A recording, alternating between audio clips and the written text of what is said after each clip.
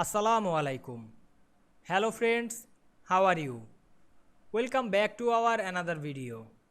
In this video, I am going to show you how to insert motion quiet text box in Microsoft Word.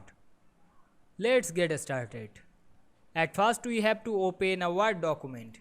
Then we want to insert motion quiet text box in this document. Firstly, we go to the insert menu.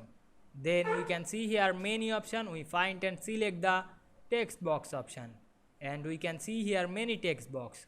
We find the motion quiet text box.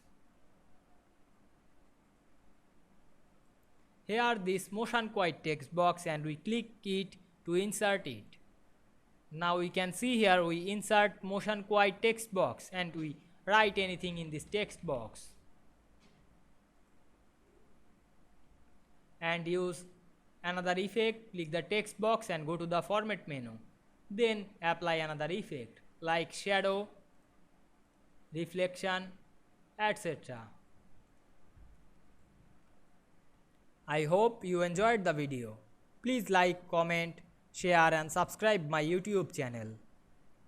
Thanks for watching.